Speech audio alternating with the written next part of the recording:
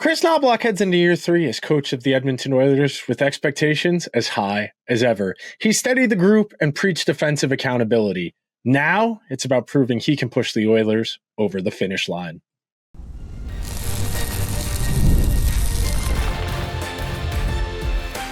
You are Locked On Oilers, your daily podcast on the Edmonton Oilers, part of the Locked On Podcast Network, your team every day. Hello, everyone, and welcome to this Thursday edition of Locked On Oilers. I am your host, Nick Zararis. This upcoming October will be my 10th season doing digital hockey content, my 4th as a host on the Locked On Podcast Network, and I want to thank everyone that is making Locked On Oilers a part of their day. Now I got to start over. Hello, everyone, and welcome to this Thursday edition of Locked On Oilers. I am your host, Nick Zararis. This upcoming October will be my 10th season of doing digital hockey content, my 4th as a host on the Locked On Podcast Network. And I want to thank everyone that is making Locked On Oilers their first listen of the day. Locked On Oilers, where we've got your team covered every single day. Today's show is brought to you by our friends over at FanDuel. Download the FanDuel app now by visiting FanDuel.com and win $300 in bonus bets if your first $5 bet wins. So in continuing our series, previewing the biggest storylines facing the Oilers going into next season, which starts in about 3.5 weeks, we started the week talking about where the offense is going to come from. On Tuesday, we talked about why the defense is going to need to step up and fill in some of the gaps. Yesterday, we talked about the really untenable goaltending situation. Today's show, we're going to hone in on Kris Knoblauch, some of the prevailing trends of the Oilers over the last few years and what it means. So we're going to start this episode by talking about how the Oilers played stylistically and what the underlying numbers say about that this past season. In our second segment, we're going to pivot to talking about what it means that the Oilers are becoming a lower event team. And then in our final segment, we'll talk quick hitters of smaller decisions that Knoblauch's going to have to make that we don't have a lot of clarity on. So to start things out,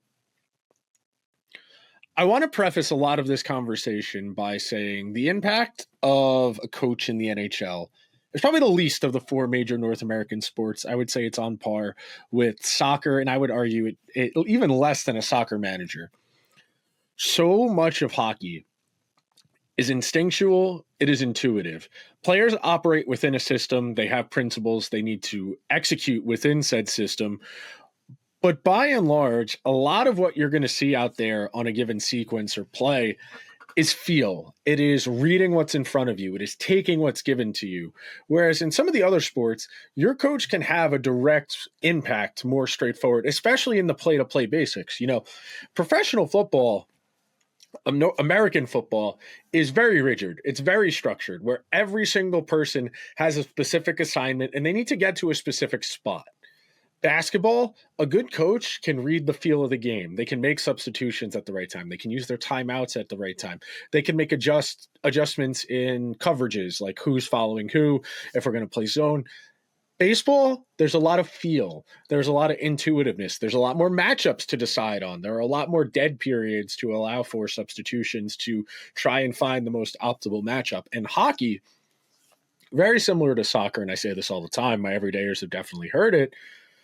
In hockey, if your team is having a rough go of it, your coach is significantly more likely to tell them to double down on what they're doing and execute the system better, as opposed to changing what they're doing. And some of that is just the sports philosophy. Teams don't really have multiple layers. You know, it's not like a football playbook where based on the game situation, based on what the defense is giving you, based on what you've hit so far to be successful, there's not really sequencing. It's not like football, where if you hit a run, you come back with a play action. You get a play action hit, then you go back to the run. There are certain sequences in football that make it a lot easier to call a game. In hockey, it's a lot more read and react. It's a lot more at the player's discretion. And that brings us to the drop-down view of the Edmonton Oilers, especially we're going to hone in on last year. And we're going to compare that to the 3 previous seasons, including last season. So going back to the first season out of the pandemic, 2021-2022, with 4 seasons of evidence now, yes, one of those in 10 games, Jay Woodcroft, but Kris Knoblauch has almost 2 full seasons under his belt. He's got 2 Stanley Cup finals under his belt. The Oilers under Kris Knoblauch have become a lower event team. They generate fewer shots on goal, goals for, expected goals, and high danger chances for across the board last season than the average of the last 4 years. And that was a conscious decision. The numbers bear out that the Oilers have become a bit more defensively responsible. I'm going to click on over my notes here. That way I read the statistics correctly. But when you think about it, it makes sense in the idea that because the Oilers are adapting to their skill sets, what they have, and Kris Knoblauch has a very conscious idea of what he feels the team needed to be better at. Yes, last year, the Oilers had a bit more of a leaky defense than in years past. But on the whole, the Oilers are having lower event games. And we're going to talk about that in the second segment and what that means in practice and reality. But just so you get an understanding, and we've talked about this quite a bit over the last 2 weeks. In a low event game, each play matters more. If both teams only have 25 shots on goal, each one of those shots is more valuable than if both teams have 40 shots. There is a discernible difference in the value. And in becoming a lower event team, and the Oilers consciously did this over the course of the last 2 years, they have lowered the volatility to some degree in their skater performance. They have become more of a possession-based team. They've become more of a cycle team. And that has repercussions. Yes, there are fewer overall events in the game, which allows the plays that do happen to be more valuable. And the idea being, if you have McDavid, if you have Draisaitl, you can make the sequences they're out there for be more valuable on the whole. But because the Oilers are becoming more of a possession-based team, it's putting them in a position where the underlying numbers are a bit misleading. The Oilers still do a good job in terms of high danger chances for, in expected goals for, and a lot of it comes down to the idea that you are going to make a trade-off somewhere. And Kris Knoblauch's supposition over the last year and change is that if the Oilers are in these tight games where their defense, McDavid, Draisaitl, the power play, swing these games on the margins, that's good enough. And most nights in the regular season, it is good enough. Low event hockey is not a bad way to live. The problem, and I had somebody comment this on the video I did on Tuesday talking about the Oilers becoming a bit more of a defense-first team, they sarcastically commented, "We've been asking for the Oilers to become better at defense for 10 years. You must be new around here." Yes, I know the Oilers' defense was not good enough prior to Kris Knoblauch getting here. The problem has subsequently become, because they are generating less overall offense, these games swing on one play. And when you're constantly in these coin flips, 1-goal sequences, it's going to put you in a position where you're going to lose them sometimes. You're going to lose those coin flips. You're hanging around in a 2-1 game. You're hanging around in a 3-2 game. Sometimes the other team's going to get the go-ahead goal to go up by 2 as opposed to you tying the game. It's really a trade-off. It is a risk proposition. And the Oilers' underlying numbers are still pretty good. They had 54% of the scoring chances, 54% of the shots on goal, 54% of the expected goals, 55% of the high danger chances. The only reason the Oilers had a negative goal share last year is because because their save percentage and their shooting percentage were worse. And it's not a coincidence. And coming up next on today's edition of Locked On Oilers, I'm going to tell you why the Oilers' 5-on-5 shooting percentage is the key stat to understanding the Oilers' defensive shift as an organization. The NFL season is here, and FanDuel is making sure you're ready for kickoff with a can't-miss offer. Right now, new FanDuel customers can bet just $5, and if your bet wins, you'll get $300 in bonus bets to use across the app. I love using FanDuel because it makes however you want to play easy. If you want to do player props, if you want to bet before the game starts, if you want to jump in with live betting, if you want to cook up a squad same game parlay with your friends while you watch the games together, FanDuel makes it happen this week. Decent slate in the NFL tonight. We've got Commanders, Packers, 2 of the best young quarterbacks in the league, Jaden Daniels, Jordan Love squaring off. We've got a frisky AFC North game, the Browns and the Ravens, Joe Flacco going back to Baltimore, almost 2 touchdown underdogs. A Giants-Cowboys game that might see Jackson Dart into the fire for the first time. So FanDuel has one question. Are you ready? Download the FanDuel app now by visiting FanDuel.com to get started. That's FanDuel.com to place your first $5 bet. Thank you to everyone who is hanging out on this Thursday edition of Locked On Oilers as we are making our way through the fourth biggest storyline facing the Oilers going into this season, and that's understanding how Kris Knoblauch is going to evolve. Now, I don't think it's a controversial opinion to say Kris Knoblauch didn't have a great Stanley Cup final. Some of the lineup decisions, some of the matchup decisions, they were not great. I would have liked to have seen them go away from first line Corey Perry as that series went along. I know McDavid and Draisaitl had expressed a preference for that. I just felt the foot speed wasn't there. I would have liked to have seen Evander Kane. I would have liked to have seen Vasily Podkolzin. Just somebody with a bit more raw foot speed than what Corey Perry had to offer. That's not a knock. Perry had a good playoffs. He scored a lot of goals. You heard me say him as one of the keys of the series going into the Western Conference Final against the Stars and into the Stanley Cup Final against Florida, how impressed I was with his playoff performance. But overall, I think Kris Knoblauch has demonstrated a pretty good feel for his team. He has pushed buttons at the right time. He has put guys in a position to succeed. And again, that is not a guarantee that it will continue to happen. We can only evaluate what's already happened. We can try and guess what's down the road. But for the most part, Kris Knoblauch has found the right buttons to push. I've used that expression a lot in referring to how he's handled Stuart Skinner, somebody who has been really inconsistent, somebody who has been maligned, somebody who sometimes needs that arm around the shoulder, the pat on the back, the pep talk, as opposed to throwing things. And at large, Kris Knoblauch has gotten the Oilers to play better defense. He has. Now, that's relative because the better defense has come at the expense of some offense. I think fewer shots for, fewer goals for, more goals against, fewer expected goals for, more high danger chances against. And look, that is not to say the Oilers are a bad team. And I am really in the weeds here when I'm diagnosing this because all of these numbers together paint a very straightforward picture. The Oilers have the puck a lot. They create quality offense, but they create a high volume of offense. They're not necessarily getting to the most dangerous areas of the ice all of the time, but they're compiling medium and low danger chances. And that's kind of juicing their expected goals numbers. And look, no NHL team is consciously trying to play for their analytics. You know, this isn't like Aaron Rodgers where he juices his EPA by taking check downs, by moving the ball as quick as he can, try not to take sacks, not throwing completions, not throw picks. They're not trying to juice their own stats. The Oilers have adapted their style, and we talked about this a lot on yesterday's show, to mitigate some of their weaknesses. They're not the best on a defender-to-defender basis. They are not like the Nashville Predators that went to the Stanley Cup final with one of the best six-man units you'll ever see. They are not like the Vegas Golden Knights that won the Stanley Cup a couple of years ago. They play good defense by going from defense to offense quickly.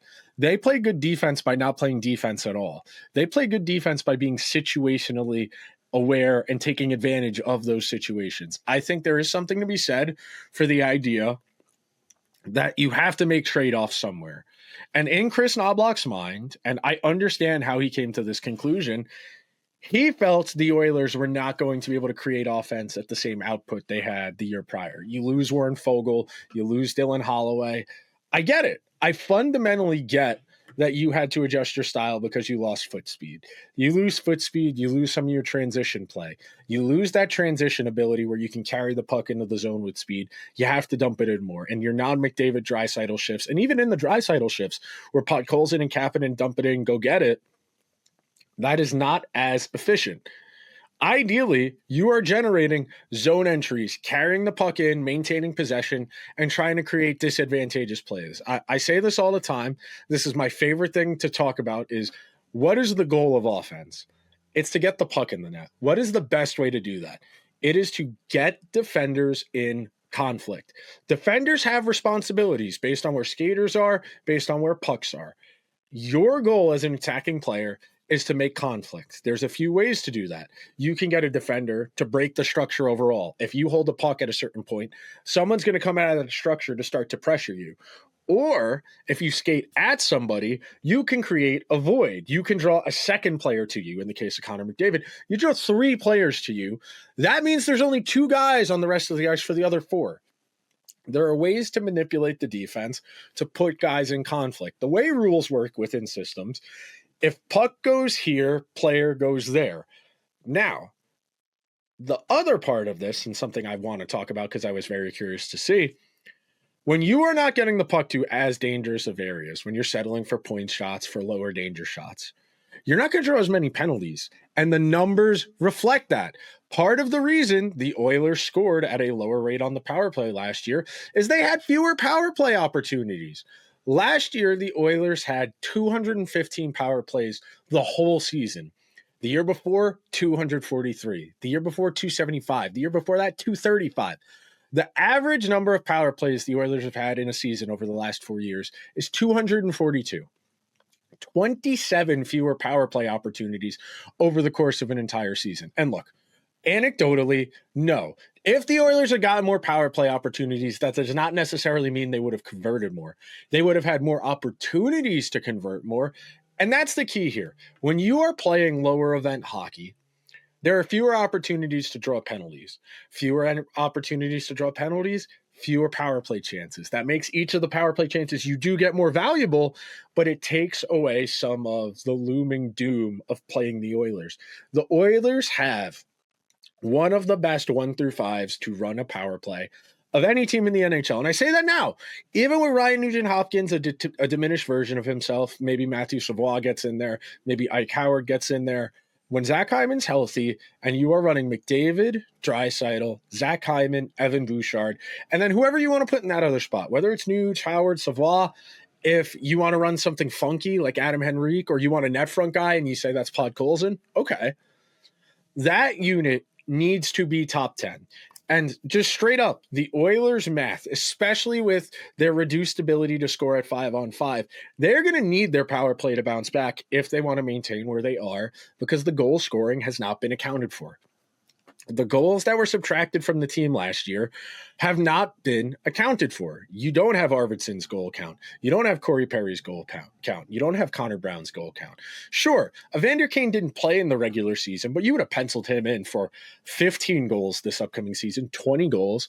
Those are goals that need to be replaced. And they're not all going to be replaced by Savoie and Ike Howard. We did an episode back in August where I surmised that a lot of the production would come from Connor and Leon. You know, Connor only having 28 goals last year, a little bit on the low end for him, something where I expect him to be somewhere in the ballpark of 35 to 40. And again, 26 goals, is not a bad season. Connor McDavid's career average in an 82-game season is 42 goals. 14 fewer than average is an outlier.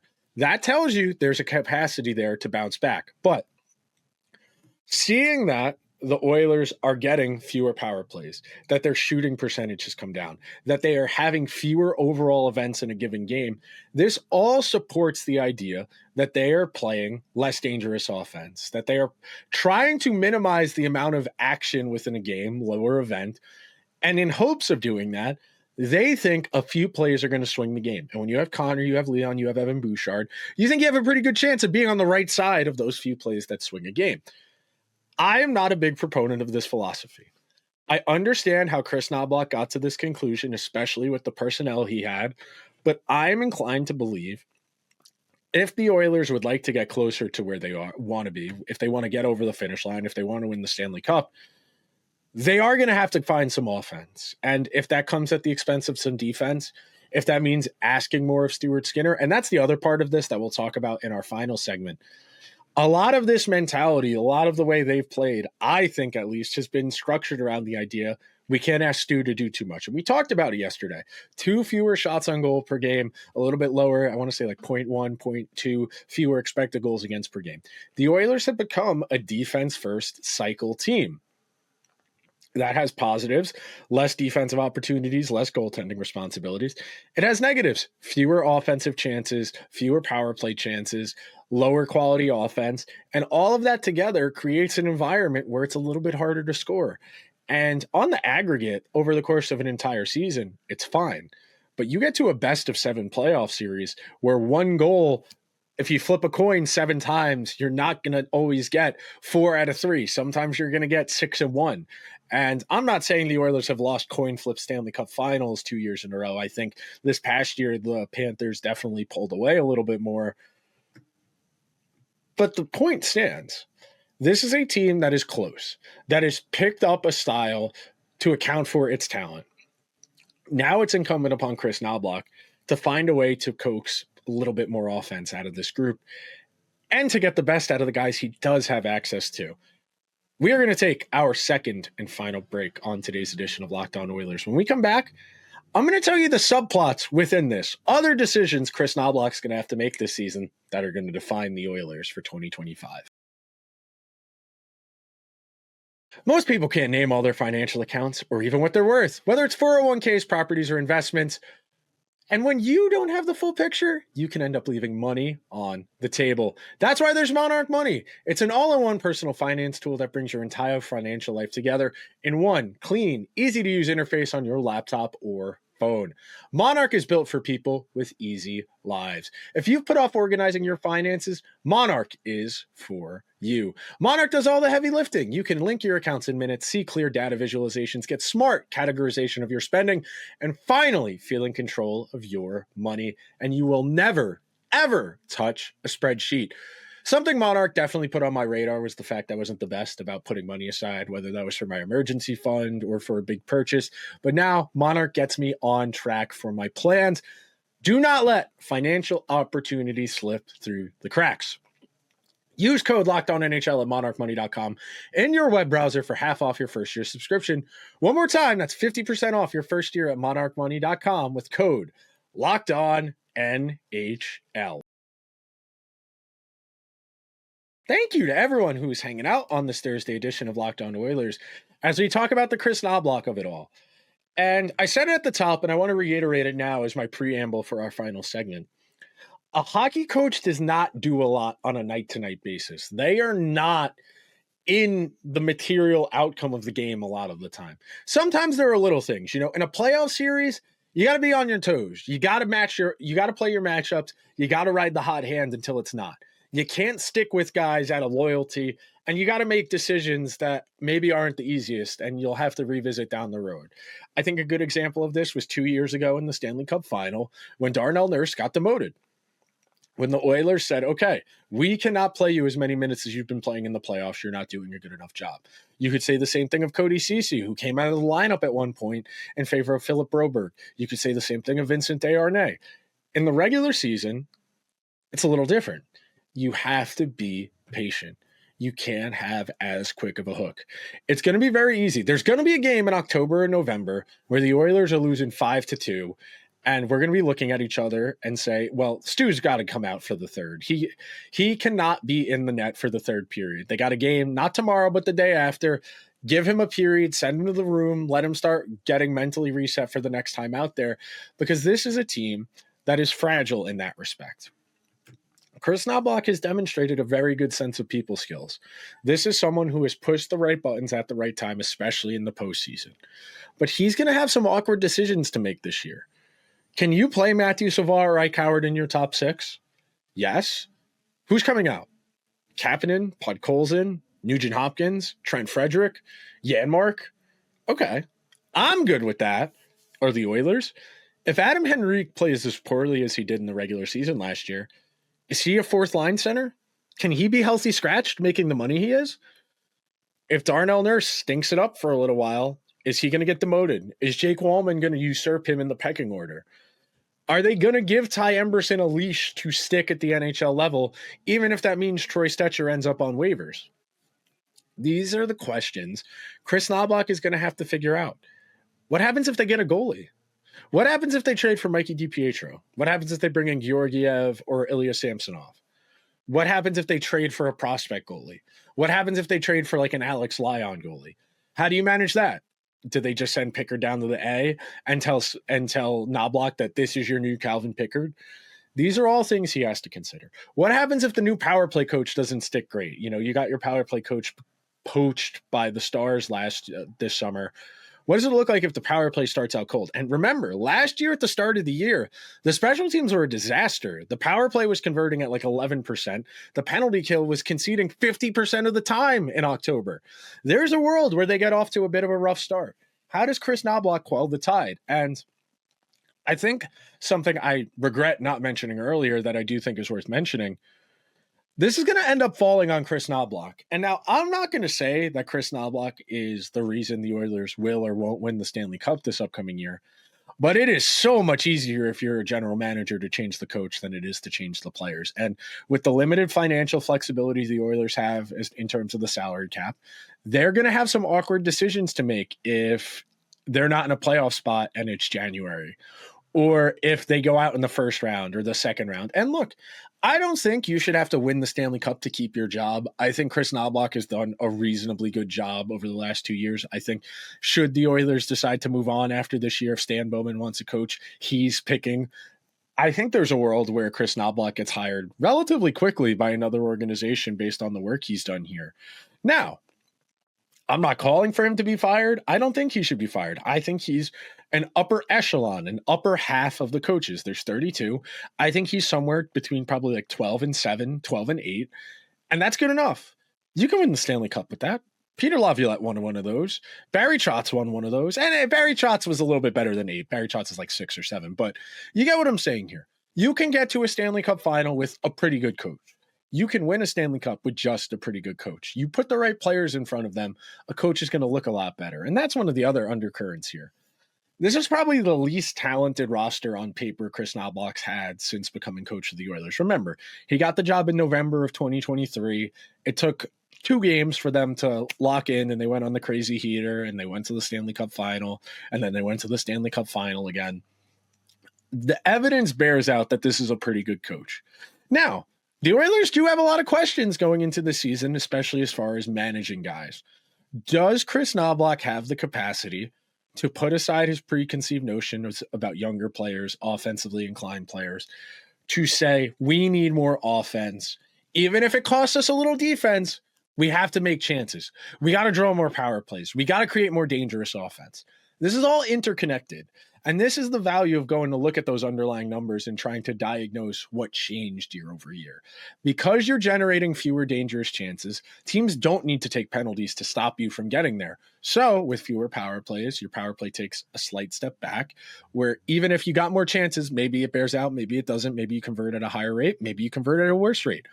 But the Oilers have enough here. This is undoubtedly a playoff team.